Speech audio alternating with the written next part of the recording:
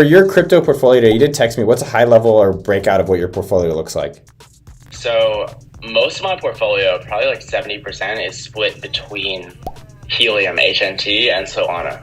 I'd heard about Solana for a while. I even read a paper from Multicoin Capital, which puts out great stuff on Solana. So right now, I think Ethereum does 15 or 30 transactions per second. Solana does 2,000 or 3,000 per second, if not more. So it's just it's already working. It's already 100 times faster. The one sentence pitch is that Helium is replacing what Verizon does. But what they're really doing is they're allowing people to buy these hotspots, which are these little square, the size of a Mac Mini.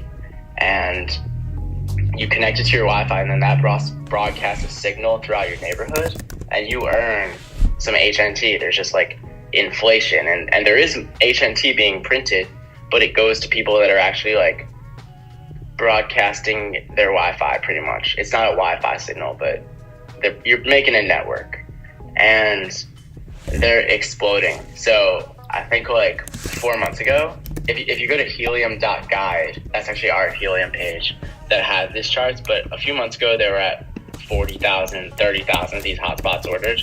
Now they're, I think, over 150, probably quickly approaching 200,000 hotspots. So my portfolio right now is 30% NFTs and 70% crypto. So I'm really heavily into that. I consider that to be really heavy in NFTs. I've just been really aping into them over the last year or so.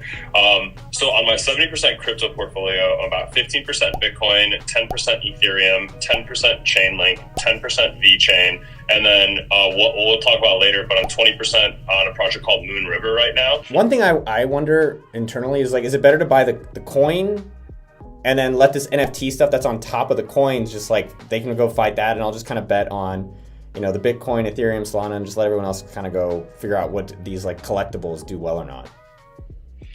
I would, NFTs are a tough thing to buy right now because now people are realizing they can make a lot of money on them. So there are literally 100 mint opportunities a day where you can be the first one, and it's really cheap to get a mint. You can get it for 0.05 ETH, or you can get it for 0.5 SOL. I mean, these are $50 to $200, something like that.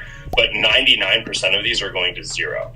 I mean, if you follow me on Twitter, it's not very hard to figure out what our 5 to 8 largest holdings are. I talk about them frequently.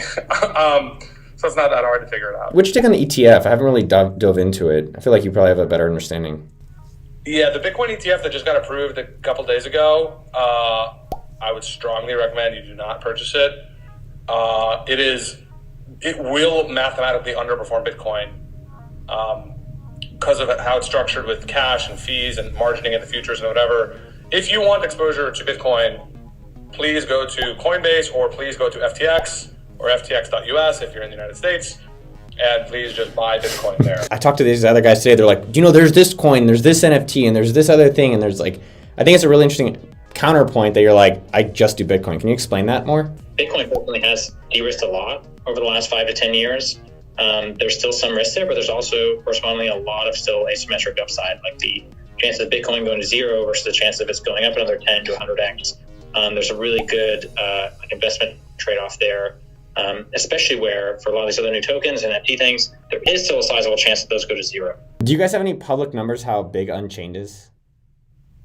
Yeah, some of these are public, but we have over $2 billion of Bitcoin we help secure across our clients, and have that's been after growing over those 5 years I mentioned. One thing I wonder is are we at the end or the beginning? Because some people are oh, I missed it. It's it could also just be the beginning. Right, we're both. So this is definitely a local top. That's what we call it. So when things are really high, I mean, NFTs have really exploded. Coinbase is rolling out, but there's going to be something like a winter like we had in 2017, 2018, where Bitcoin went to 20K and it went down to 3.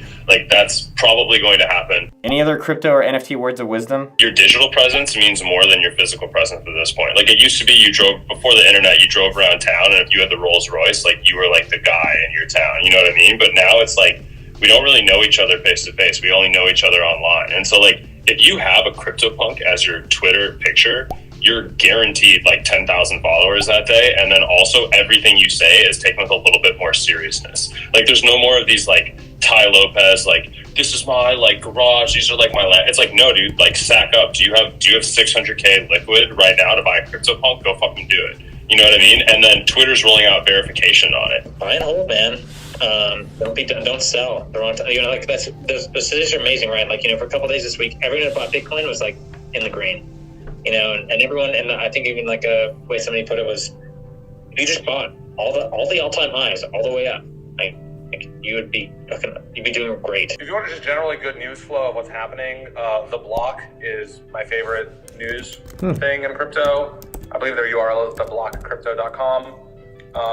Overall, they have the best kind of news and insights. They have both news and they have like opinion pieces as well.